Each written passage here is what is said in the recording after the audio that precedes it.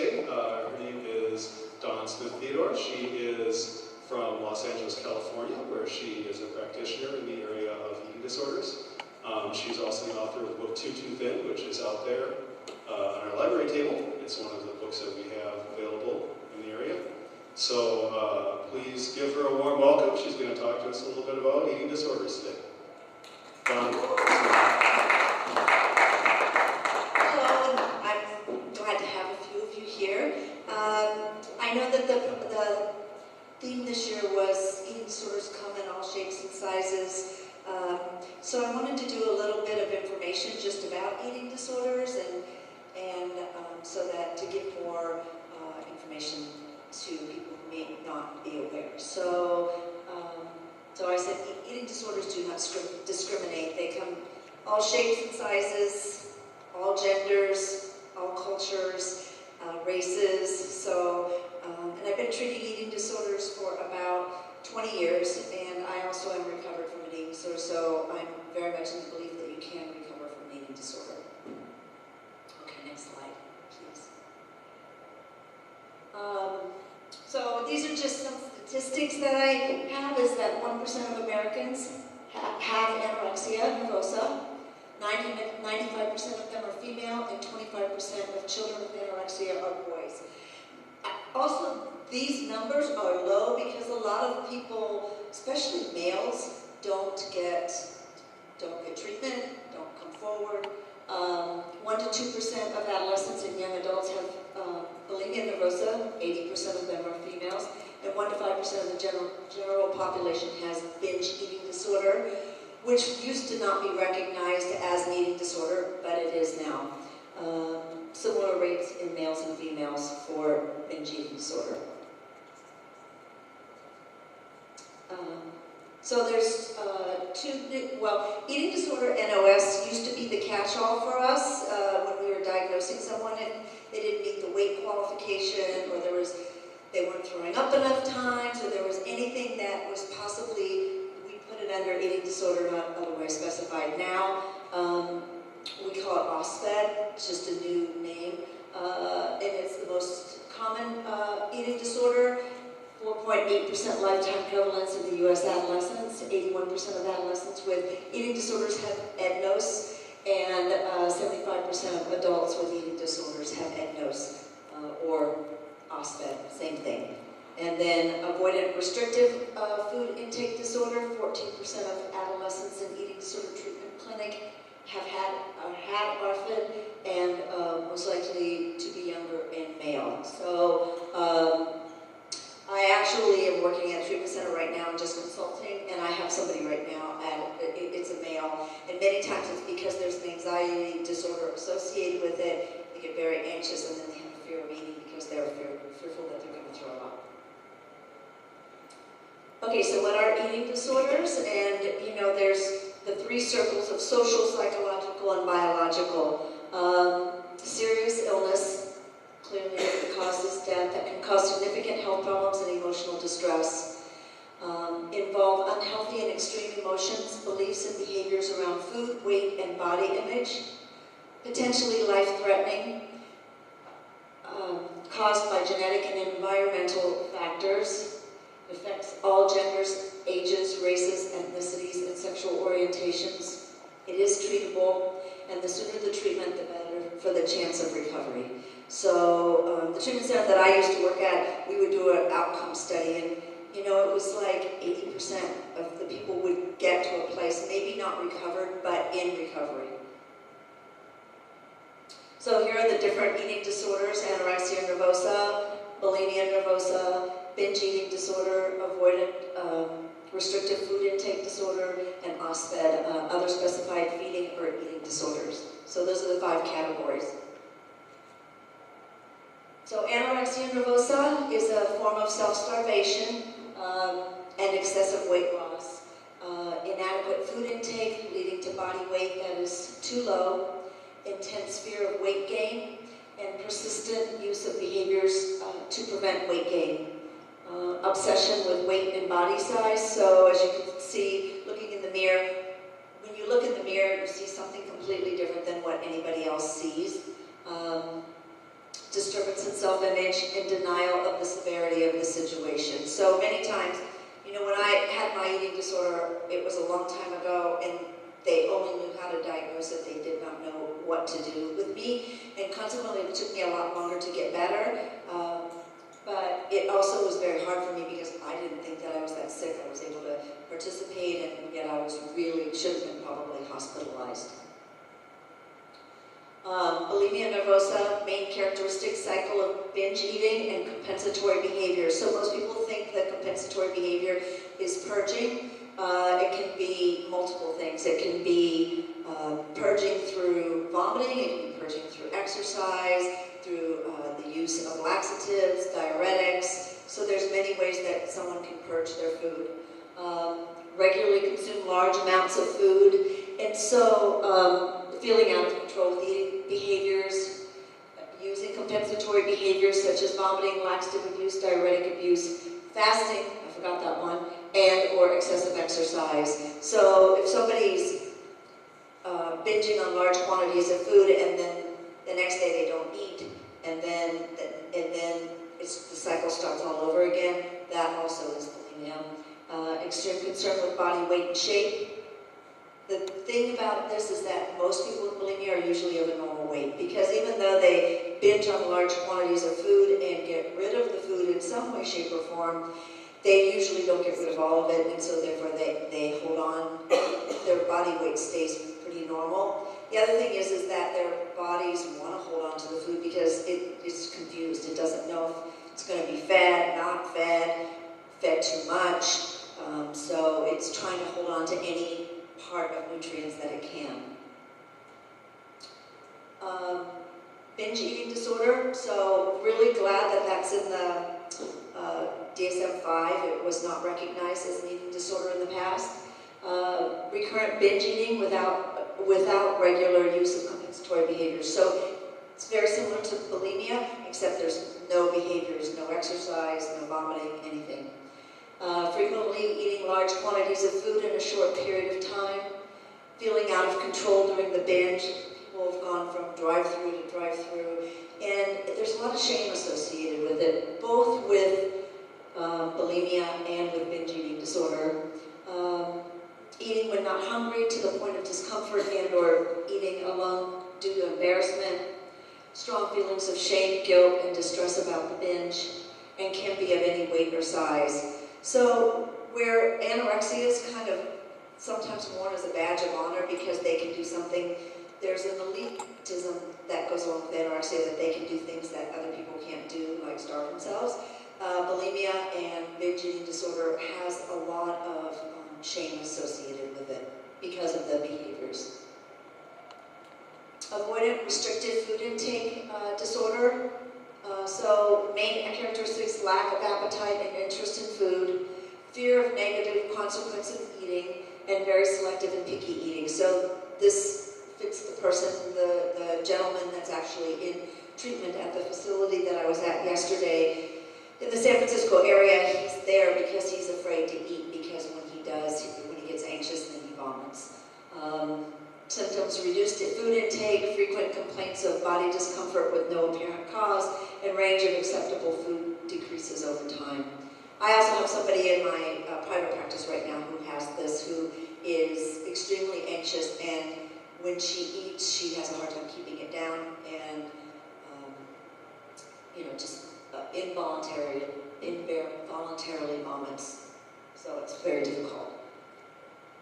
And then OSFED, which is an eating disorder that doesn't meet the criteria for other eating disorders, but still causes significant physical and psychological problems and distress. So for example, like somebody who might not meet the weight requirement for anorexia nervosa, but they're not eating, or they're starving themselves, or they have the thought process of somebody with anorexia would fall into this category, or somebody who's not binging and purging enough times as it would be classified as bulimia. So atypical anorexia meet all criteria except low weight, subthreshold bulimia nervosa or binge eating disorder, lower frequency of behaviors, and purging disorder, purging without binge eating. So Under anorexia, there are two categories. There's restrictive anorexia, and then there's binge purge. And so, but if, for example, somebody is just purging and not binging, then they would fall under this category. And it's every bit as severe as any of the other eating disorder diagnoses. So know the warning signs. Frequent bathroom trips after meals. So somebody who's throwing up will want to get rid of the food pretty soon after they have eaten. So you can probably, within 30 minutes, I mean, some people can get rid of it up to 2 hours afterwards, but they're going to go to the bathroom quite frequently. Evidence of diet pills, laxatives, diuretic use, which are all very dangerous. Complaints of body discomfort with no apparent cause.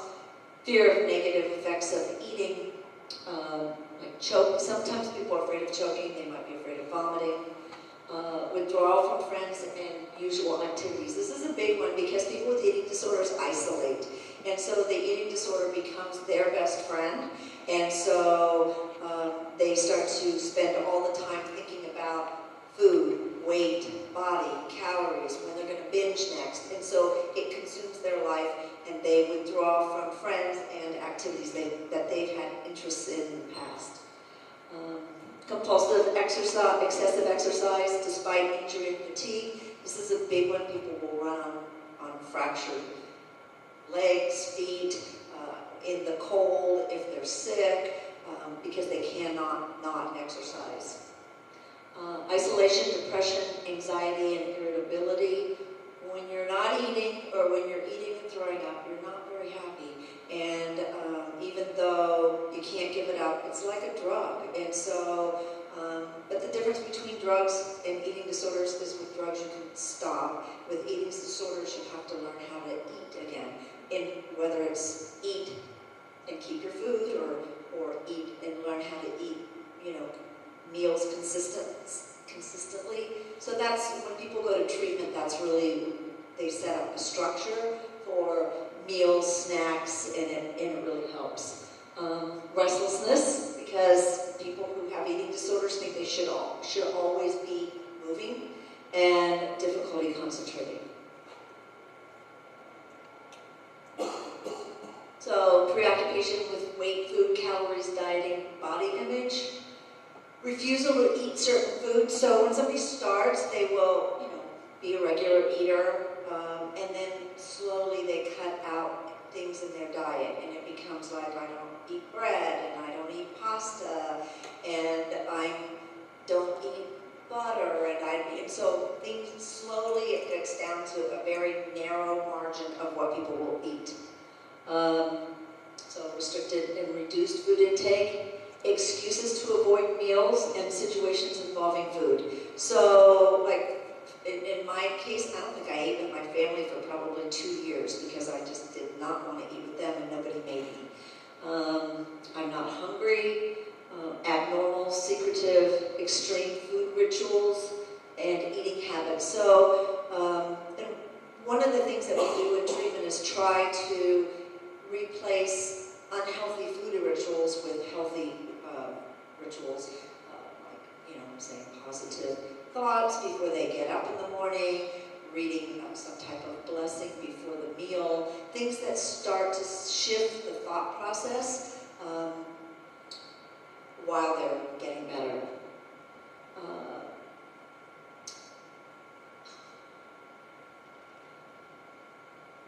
Okay, so there's also physical warning signs. Weight loss is one of them. Weight gain and bloating, so muscle wasting, fine facial and body hair. So when somebody's losing weight, the body becomes very cold, and so it develops a hair on the body it's called lanugo, that is like fine little peach fuzz almost to keep the body warm. Lethargy, weakness, feeling cold all the time, dizziness and fainting.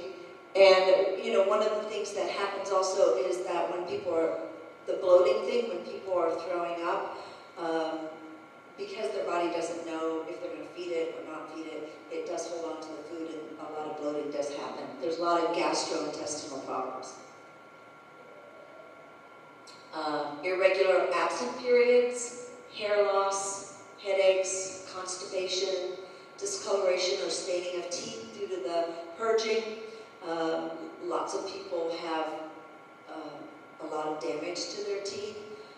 Calluses on the back of their hands, so like back on the knuckles, because they're sticking their fingers down their throat, they're going to have calluses there. Swollen salivary glands. So sometimes they swell while they're purging, and sometimes when people stop purging, they swell even more. And so, like, we will give people sweet tarts because it helps with reducing the swelling. And repeated or slow healing injuries. So injuries that have happened due to malnutrition and then maybe they're over-exercising on their bodies, things like that. So this I put up there just you can see the difference in the person between the way she looks in her eating disorder and how she looks when she's not in her eating disorder. So eating disorder, physical signs, so there's the muscle wasting where you just see the bone, and then the lanugo, you can see the little peach fuzz on the hair, and then the glands, the parotid, and the other glands are both the ones that swell in here. And then the things on the knuckles. And here are just some things that can happen to people. I won't go through all of them, but it's, you know, a lot of things there's a lot of things that happen to people, and everybody's body's different, and, you know, there's a lot of heart issues. So with people with anorexia, their body starts to shut down because they're eating away at muscle because they're not eating enough. With bulimia, they are in danger of having a heart attack. The heart attack because of the enzymes are off, and and then the other danger with bulimia is the tearing of the esophagus. So the esophageal tear can cause them to bleed out and hemorrhage from the esophagus. So, but there's other things. I mean, there's gastrointestinal problems. There's kidney issues. I mean, it takes a lot of it causes a lot of issues. So we have a dieting problem in our country, and so 40 to 60% of 6 to 12-year-old girls are concerned about their weight or becoming too fat. And 46% of 9 to 11-year-olds are sometimes or very often on diets, and 82% of their families are sometimes or very often on diets. Greater than 50% of normal weight teen girls believe they are overweight. Among clearly non-overweight girls, more than 1/3 report dieting, and over 1/2 of teen girls and nearly 1/3 of teen boys use unhealthy weight control behaviors such as skipping meals, fasting, smoking cigarettes, vomiting, or taking laxatives. And 35% of normal dieters progress to pathological diets. Of those, 20 to 25% progress to partial or full syndrome eating disorders. So it's really important that we try to stop diets at such a young age, and also we try to teach clients in treatment that there are no bad foods and that's all in moderation. So, and I always feel like, and clients will say to me, I feel like I have a secret because I know how to eat now that I didn't know how to do before. And having people really, you know, be proud of who they are and not have it so much attached to the size of their body.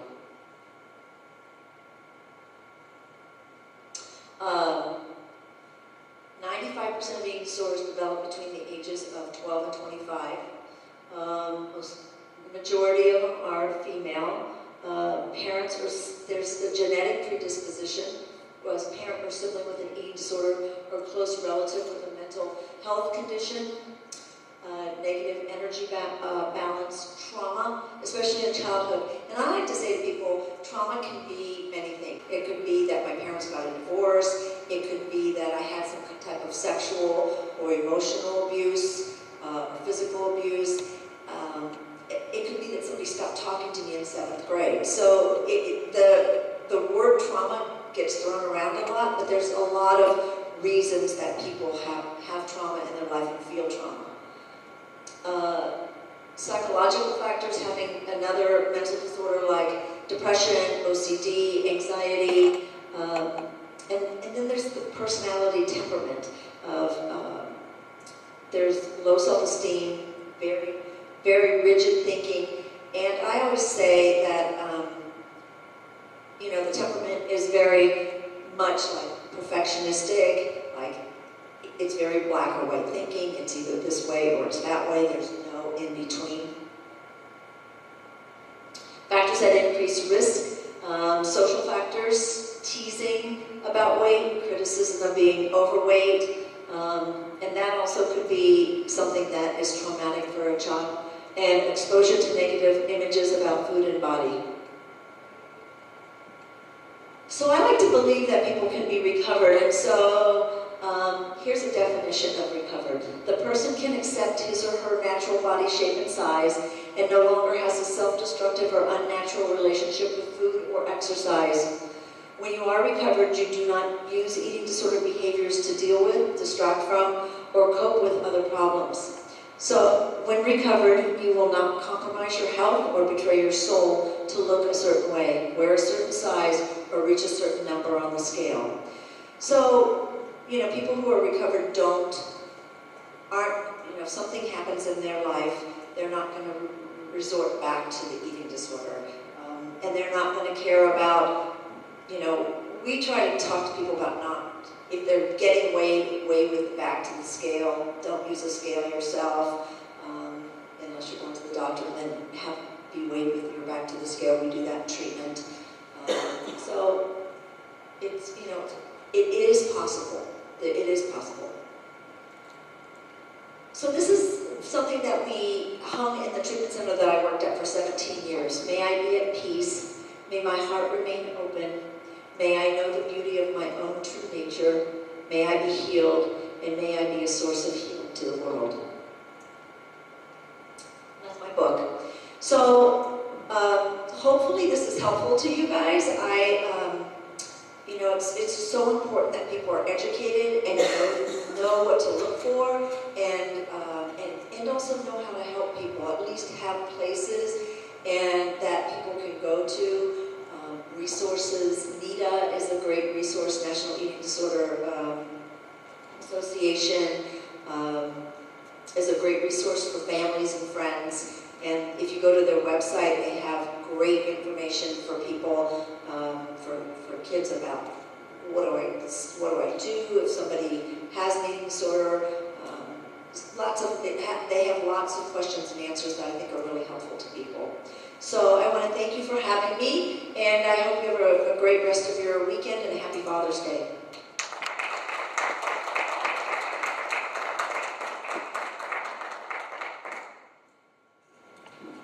Thank you so much, Donna, for being here today. It really is a privilege to have her come in and speak to us and educate us, to have somebody so professional be willing to spend some time and come all this way to humid Wisconsin from nice, sunny California. Our final speaker today comes to us from Minot State University and the National Eating Disorders Association.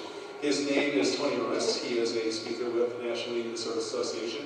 He teaches kinesiology and education at Minot State University, and we're very pleased that he was able to come join us today. We're going to do a little switching of the lights on the stage here to make sure everything is all set for him, and we're getting our screen put down again, but please give a warm welcome to Tony.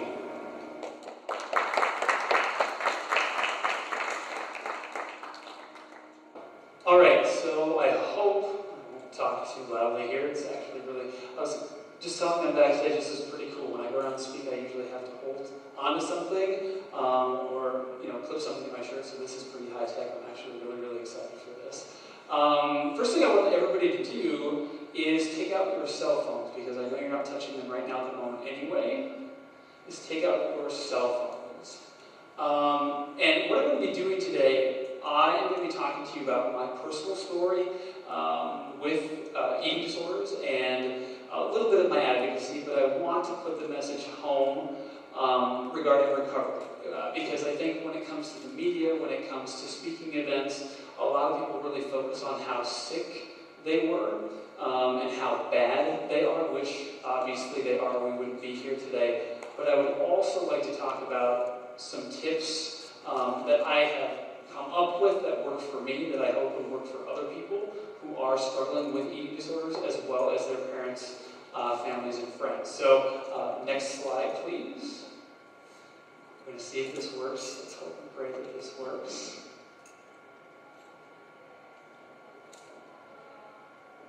Okay, so if you guys could answer this question, a one-word answer to this question, by texting my name, 668 to 37607 to join. And the question is, when you wake up in the morning and after you turn on the light in the bathroom to get ready, what is your first initial thought?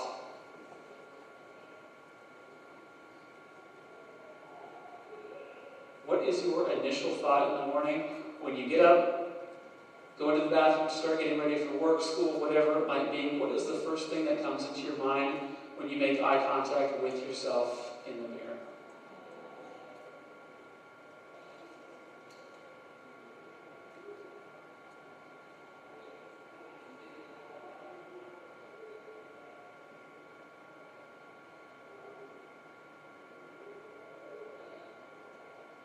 Is it working for anybody?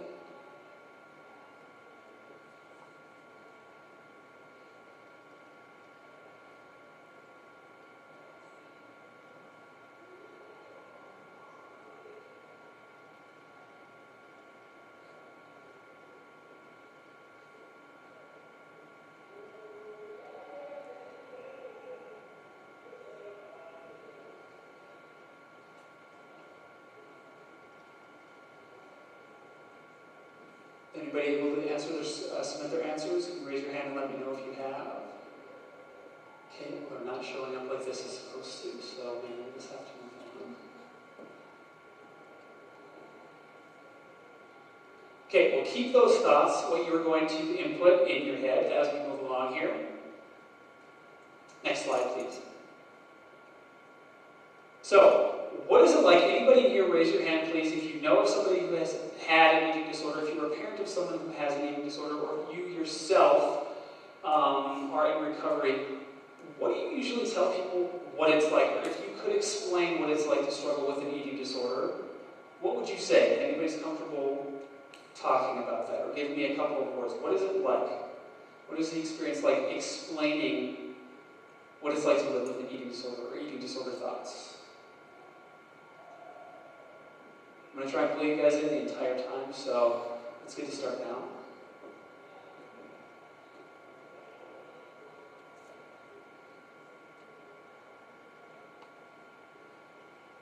Okay, we'll go to the next slide. So when my eating disorder began, and I'm going to try to be done in a half hour. I know you guys don't want to sit that long. I tend to ramble, so if you need me to be quiet at certain times, let me know. But when my eating disorder began, my grandfather had an interesting way of approaching me and saying that he didn't understand what an eating disorder was, because he was so frustrated by the fact that my body, not only was my body changing, but my personality had completely done a 180. I was no longer the person that I once was. And so he looked at me the one day while I was looking at treatment options, and he just said, "Troy, why couldn't you just pick up the bottle? Why couldn't you just choose something else that wasn't this?" And at the time, I was pretty upset. I couldn't explain to him why I chose to have an eating disorder versus picking up the bottle and maybe having a struggle or a little bit of trouble with alcohol. But I look back on it now, and please go to the next slide. This is how it feels at times when I try to explain to somebody what it's like to deal with eating disorder thought processes or dealing with an eating disorder. I know you think you understand what you thought I said, but I'm not sure you realize that what you heard is not what I meant. Okay, it's really confusing to be able to explain to somebody that I don't see what you see when we look into the mirror. Okay, you don't understand the intrusive thoughts day in and day out. The rituals, the regimens, the obsessive thoughts, the voices that tell you to do things that you know are not healthy for you. Okay, and so for somebody to try and understand an eating disorder, something you cannot see, those voices, those urges, triggers, any other thing, it's very difficult to try and explain that to somebody else when they can't physically see the disease. Next slide, please.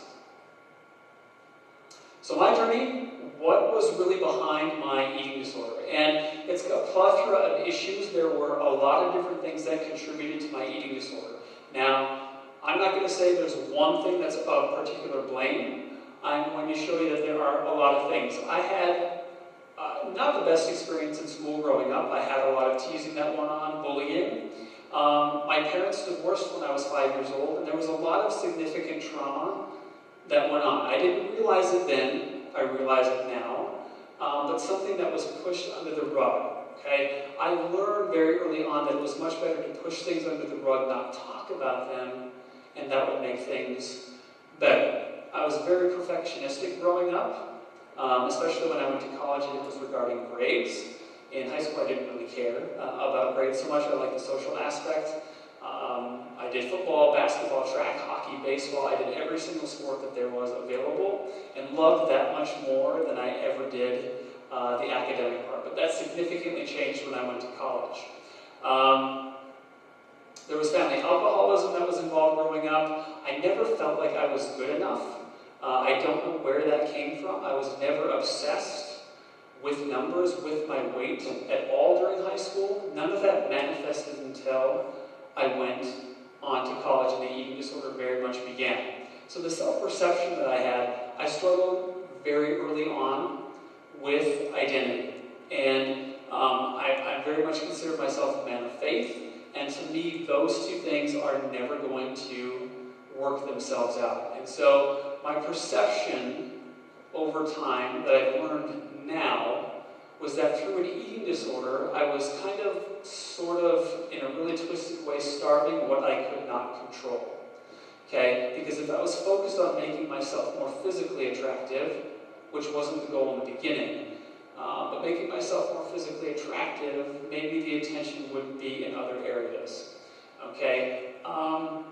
Yep, go ahead. I'm definitely not perfect. But life came to a point where everything pretty much just stopped for me. Like I said, my eating disorder began in my transition to college, so roughly 18, 19, 20 years old. I started off really just trying to change things, to eat better, to work out more. After all, I was going to college. My body was going to change, and I wanted to prevent that. I can remember a specific night in the dorm room, looking in the mirror and for some reason hating what I saw. Okay, and I'd never experienced that feeling before, and I knew that I had to make a change. And so from that point on, I started an exercise regimen that I had never heard of or done before, and that really started my journey into my eating disorder, because from there on, everything became more. Everything became more intense. And my obsessions, my regimen, all really kind of culminated from that. Go back one slide, please. Sorry about that. So my behaviors began, like I said, in high school. I didn't care about grades. I was there for the social aspect. I loved sports. But in college, the control was around food. It was around exercise. It was around my grades in college, getting that 4.0, something that just wasn't me. But it was something that I could semi-control because everything else felt like it was completely out of control. And I think as the first speaker this afternoon or this evening talked about, an eating disorder is extremely isolating. I gave up birthdays, I gave up social engagements because I needed to work out. I made excuses for not making it to meals, from I'm not feeling well to I already ate. All of those things started that really weren't part of my personality as a young individual. And that first job that I took, I have an undergraduate degree in education, and that first teaching job, I wanted to be perfect. So all those things really transitioned from college into my first job. Okay, next Next slide, please. So my self-esteem and my self-worth were based on a couple of things. My workouts. If I did not work out as hard or harder from day to day, I had to repeat the workout over again. If I did not sweat the same amount every single day during my workout, I had to repeat the workout until my body, or my eating disorder, I should say, told me I was okay. My appearance, what was seen, again, I wanted to make myself more physically attractive. I wanted to make myself more physically fit because I got attention in that regard of being in shape, taking care of myself, because I wasn't dealing with what was going on the inside. I looked for that external approval, my grades, I could control the physical, and I could starve what people could not see. Now this is absolutely hindsight in the moment. I had no idea what I was doing was wrong. Absolutely no idea. And it didn't matter. The highest of highs in my eating disorder, no matter how hard I worked out, no matter how much I did not eat, it never was good enough. It lasted a very short period of time, and then I went right back down and needed to get that high again. So I almost compare it to being a drug abuser, because your body over time becomes used to the exercise, and without it, you go through withdrawal, you become depressed, anxious, just as somebody with an actual drug would do. Then a turning point.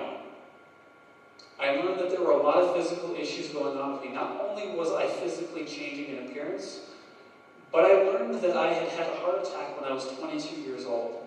I went for a regular checkup and found out that I had a heart attack at 22. My liver and kidneys were not in the best shape.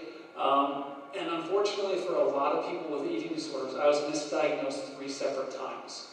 Once by a regular physician, the second time by an internal specialist, and the third by a hospitalist.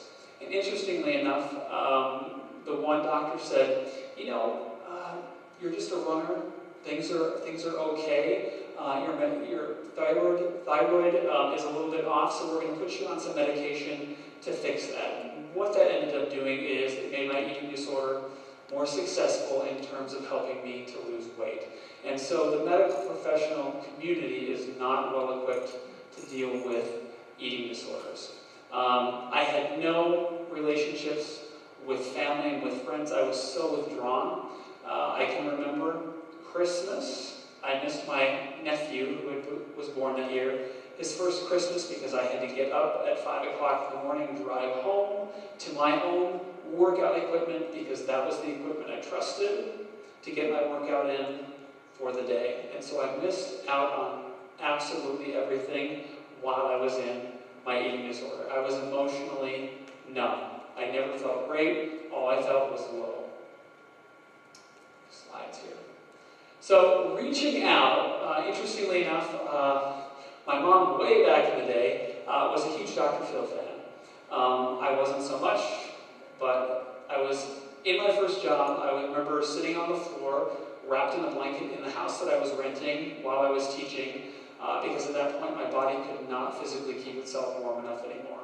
And I remember coming across Dr. Phil's website, and in the corner it asked, all right, if you have a question for Dr. Phil you want answered, please send something in to us. And I thought, okay, well, I'm having a real issue with exercise.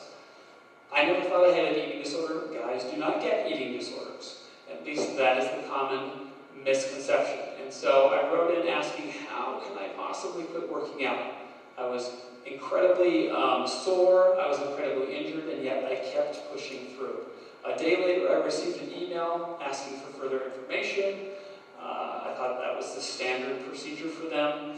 Filled out some more information, and 2 days later was contacted by a producer to come on the show. They gave me no information about why I was going on, and I pushed them away for 2 weeks until I finally gave in. What happened is they referred me to residential treatment. They told me that one of the producers said, now, when you're on air, this is just a side note, on air you can say yes to the treatment, yes to the help. Again, I had no idea why I was going. But they said you can say yes to the help and the treatment on air, but afterwards you can say no. That's totally fine with us. But I did say yes to the treatment, and Luckily enough, the treatment facility did follow up after the taping and the airing, and I did agree to go. This was in January of 2009, and I wanted to finish out that first year of teaching. It was my responsibility to deal with my students, it was my responsibility to teach my athletes, but I wasn't aware that I wasn't practicing what I was preaching, right? I was doing behaviors that were certainly not healthy. I was referred to a residential treatment facility, Rogers Memorial Hospital, here in Wisconsin. The things that really stand out to me, not necessarily what types of therapy that I had or anything, but I can remember at 22 years old, I was so physically exhausted, traveling from one place to the next, trying to get to treatment. My mom kissing my forehead, and all she said to me was, "Please go and get better." And she walked away and let me go to treatment. I went to a treatment facility that provided therapy for males. And I was with between 15 and 20 males while I was there. I was there for 3 months the first time. I went home knowing that I was not ready and was back within 6 weeks for an additional 3 months of treatment. The second time I was there, I addressed what I needed to, and I felt that I had gone through, put the recovery tools in my toolbox so that when I went home and was in outpatient therapy, I could keep my recovery on track. Next slide, please. So post-treatment, what has been going on? I got an outpatient treatment team, which is extremely important. I looked up different forms, both traditional and non-traditional. And I had to change providers an awful lot. I went through 4 different providers before I found one that I thought I could trust. And I went through a lot of different approaches to medication. I went through a lot of different approaches to how it was to get better. And I encourage anybody in here who's dealing with someone with an eating disorder to give that a lot of thought. Because one person or one physician, one doctor, one therapist is not going to fit everybody. Family support was absolutely crucial. My father at one point, he did not understand eating disorders, and to this day, 8 years later, still does not understand eating disorders. But at one point he said, "You're doing this to yourself. Why are you working out? Why are you hurting yourself? What is wrong with you?" Now his perspective has changed, but the lack of information and understanding just wasn't there. But finding your support system, whether that's family, friends, or otherwise, is so crucial in terms of moving forward. Next slide, please. Now, recovery. What has recovery been like? Next slide, please. So for me personally, now, I'm sure if there are some of you in here who are in recovery, you've done many things that have helped you keep moving forward. Now, for me, writing, something I hated in high school. I was too much of a guy to do. And I found that actually putting my feelings, what I was thinking on paper, as a very helpful resource. Talking honestly about how I was feeling with my family, with my friends, putting up boundaries, talking about things that, at one point were taboo. Those things have helped me to keep going and renewing and developing my faith. As I said, growing up, faith has always been a part of my life, and I really pushed that away for a significant period of time. At one point, my faith was a very big obstacle. It was something that reminded me of how incorrect or how wrong I was. And now, looking back, my faith is definitely a tool that I use for recovery. It's something that I use to show how much self-worth that I do have. Now, recovery is definitely not a nice, easy, smooth climb that you get to the destination where you're done with treatment and you're all better. Or over time that things just go away and you never think about them again. I stumble, and I still have to be very aware of where my emotions and feelings and actions are at. This is not to say that there is no hope for recovery. This is to say that the tools that we learn while we're in therapy, while we do take those steps to get better, you need to keep using them as you move forward. And really, body image and eating disorders, they change over time. When you go to treatment, you learn different tactics to deal with your eating disorder, right? Well, a year from now, 2 years from now, the eating disorder learns what your tactics are, and it changes. So things that I worried about, that I obsessed over, that my eating disorder gave me to think about, are no longer there, but it's given me other avenues and other things to think about that I've never processed before. So we need to keep being aware of our feelings, our actions, our emotions, to keep those thoughts and those new tactics at bay. Now, some statistics. The other speaker did really put a lot of statistics up here, so I'm going to try and run through that as quickly as possible. But when it comes to children, when it comes to minority communities, when it comes to men, and the mortality cost, recovery time, dieters, everybody who knows about dieting, there are a lot of habitual dieters who do it through certain times of the year. 25% of those who habitually diet will eventually progress to pathological or a clinical diagnosis of an eating disorder in their lifetime. Like I said, men, the treatment experience that I had an experience with men who had been in the military, athletes in college. I was with individuals who were 15 years old, one who was 13 years old, and one who was up to 60 years old. So eating disorders are not just a young teenage female's issue. They hit absolutely everybody. The recovery time, the earlier that you intervene with somebody who is struggling with eating disorder behavior, the less that they're going to have to, or hopefully will have to put into treatment, is going to be short as well. So someone who is in their eating disorder for 5 years versus someone who is in their eating disorder for 1, it's going to take a lot longer for them to get better, because as the speaker earlier said, the eating disorder, and I will agree with her, becomes your best friend. How you cope with things. When things are rough, when they're great, when they're bad, that's the resource. That's where we go to. You think about cost, you think about when it comes to men and eating disorders, 10 million men in the United States, and I think this is very, very low. I think there are upwards of 20 to 25 million men in the United States who struggle with eating disorders, whether it's disordered eating or a subclinical eating disorder. Sexuality, this is the big thing that I think that a lot of people misunderstand. Well, if you're a male and you have an eating disorder, you're automatically struggling with your sexuality or you're gay. The truth is, people who are struggling with their sexuality, men especially who come forward and talk about it, do represent a higher proportion of the gay community. However, the majority of people who struggle with an eating disorder are actually heterosexual. And I think that's an extreme barrier for those to come forward and actually talk about their symptoms, because they might be afraid they're compared to one population over another. 43% of guys are dissatisfied with their body. 33% of men who binge eat experience depression. And we're much, much less likely to get help. We think that of eating disorders as a female issue, as something that we should be able to control. We're strong. We shouldn't have to deal with these things.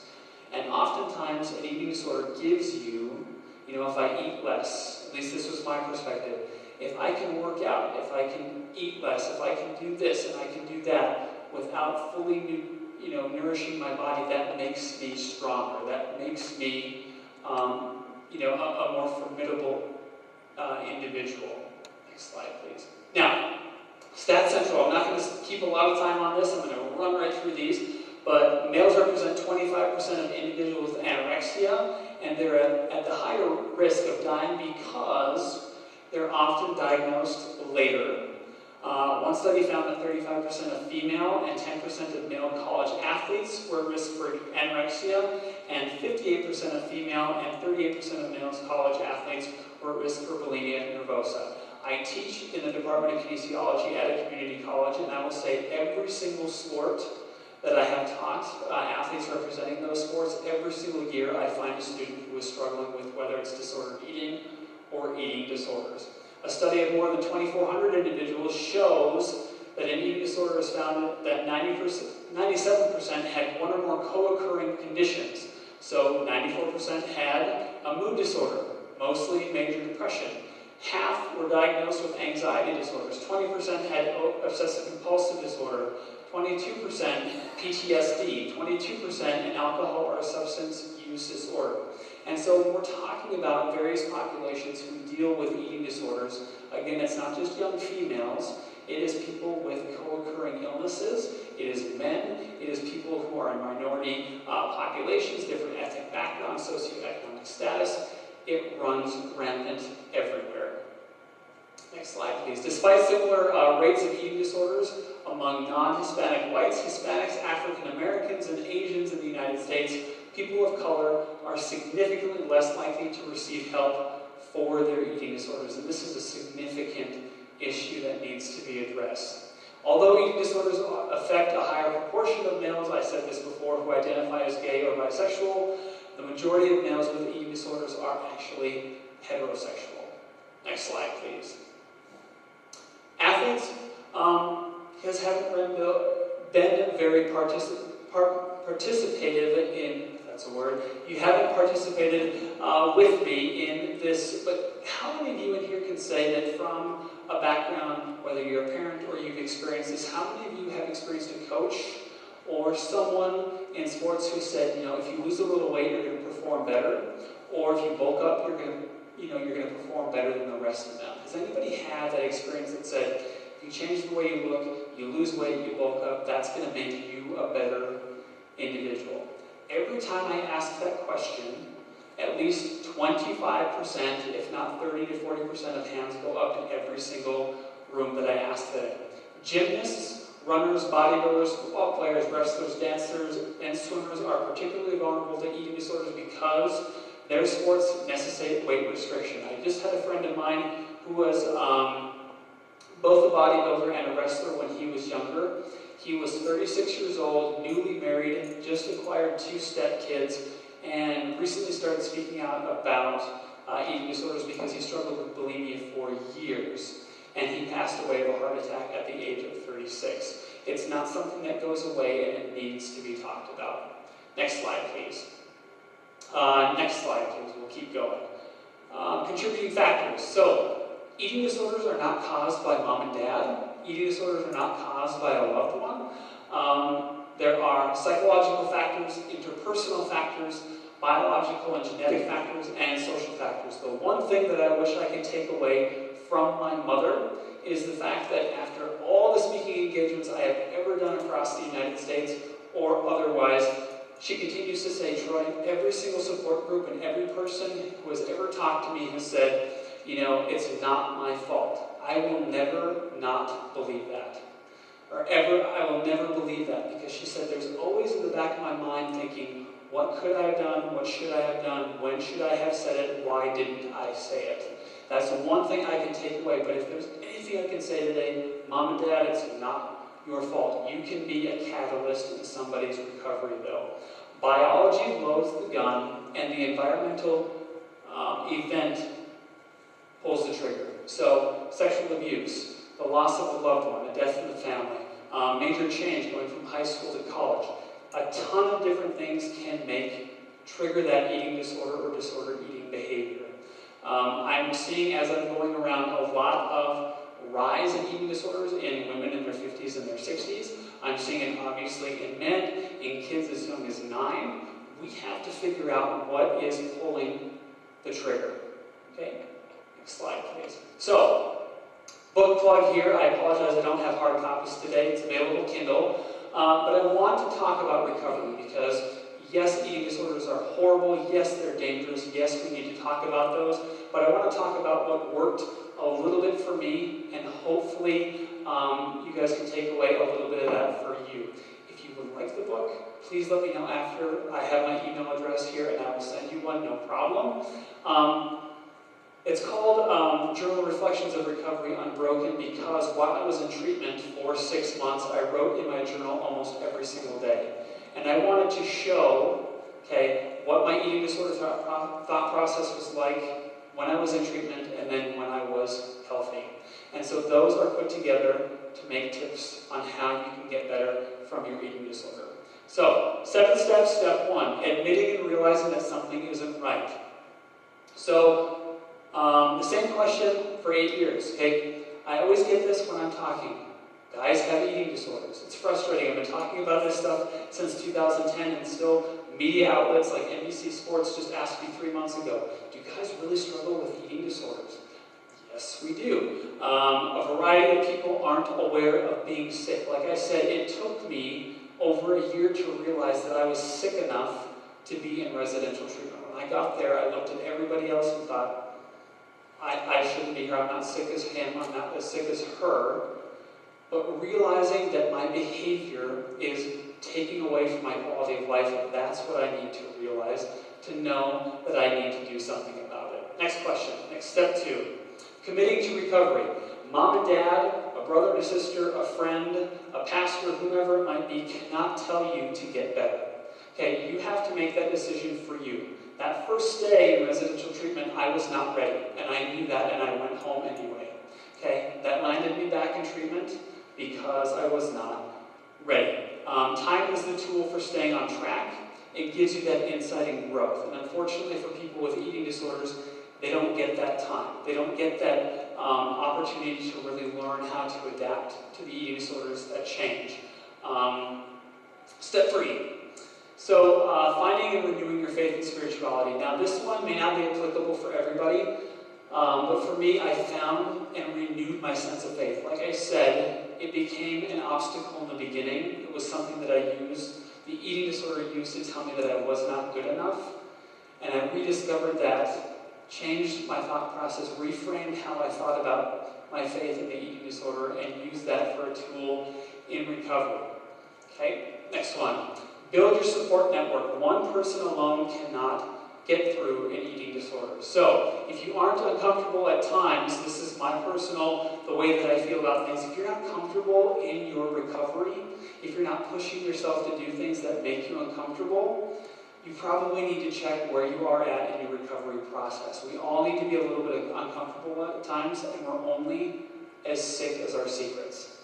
Okay? Finding more than one person is essential, and persistence from your support team is crucial. So holding you accountable and you holding yourself accountable, okay, when you know a behavior is going to lead in the wrong direction, when you know a choice that you're making is going to set you back, you need someone there to help keep you accountable and call you out in a very loving and supporting manner.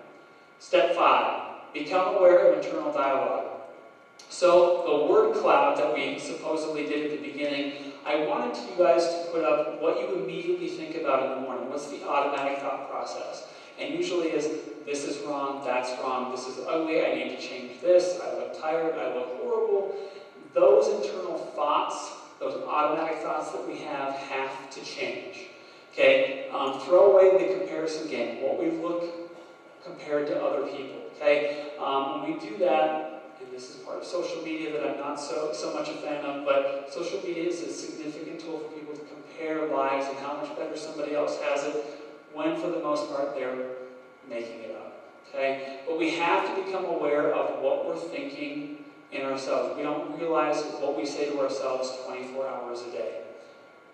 Step 6, conquer your challenging emotions. So, trauma. I didn't realize that things people had said to me over the years were very traumatic. I didn't realize that my parents' divorce was traumatic. Okay, I was told to get over it or get through it, but I wasn't told that that was significant, or the transition from high school to college, or the teasing that I received in high school. In elementary school, I didn't realize that that was traumatic.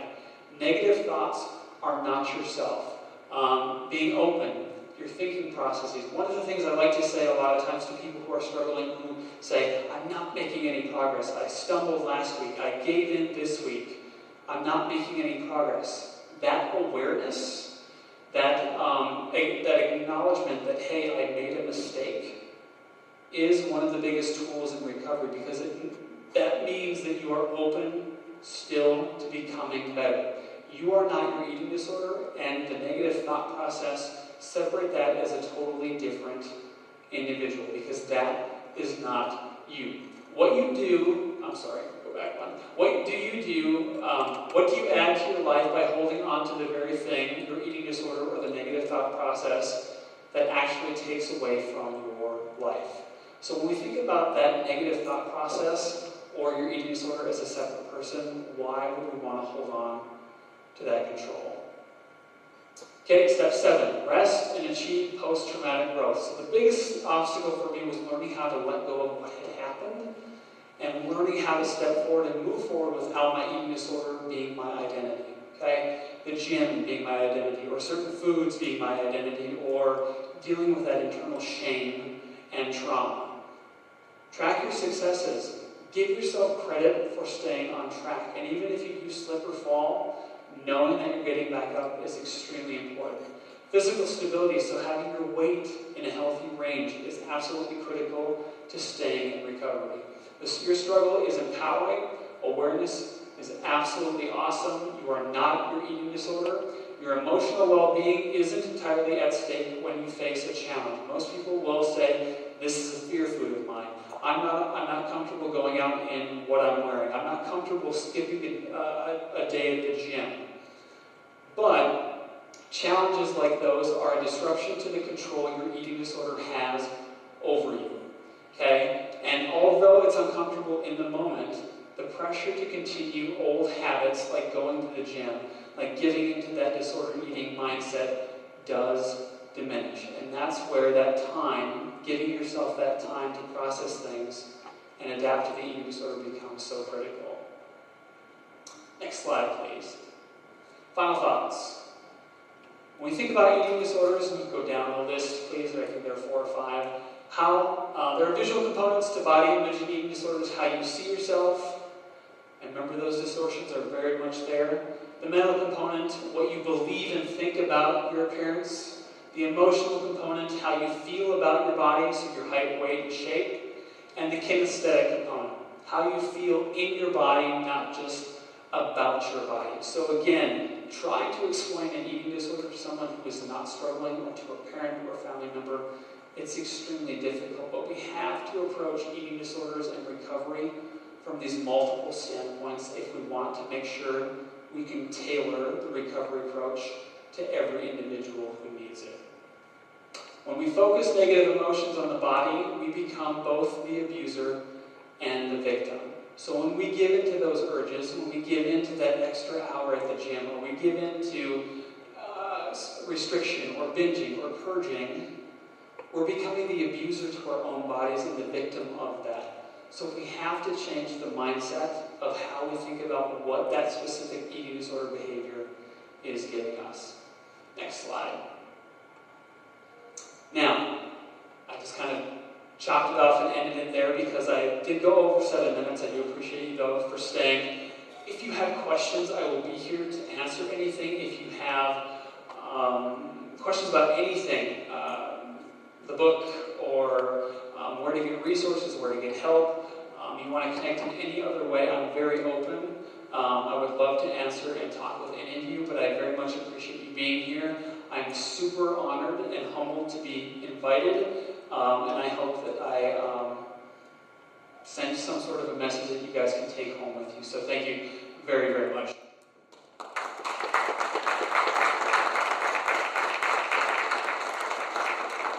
Thank you so much, Troy. Appreciate you being here and sharing that story with us. So, very informational. Does anyone out there, if you got a minute, does anyone have any questions you want to shout out? I know we got kind of a thin crowd at this point, an intimate setting. I can answer questions here. If you don't feel comfortable, please find me out somewhere else, and I would be more than happy, or email. I'm totally open to any of those. All right, great. Thank you again. Thanks very much. That concludes the on-stage portion of Project Ray for this year.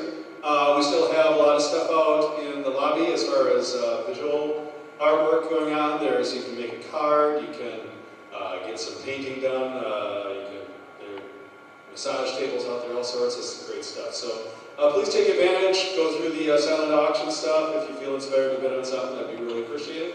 But you don't have to, no obligation. We just want to be here to, again, spread awareness about eating disorders and let people know that help is available and recovery is certainly possible. We've seen lots and lots of examples of recovery is possible today, and that's really encouraging. Once again, a big shout out to Carly up there in the booth, who's been helping us out all day, running the PowerPoints, and she's doing this stuff live, folks. She hasn't seen a lot of this stuff before, so She's done a fantastic job. Veronica, who helped with the equipment backstage here, for JATV for being here and recording this for us, and for everyone else who's been involved. So thank you very much. Hope to see you out in the lobby, and have a great evening.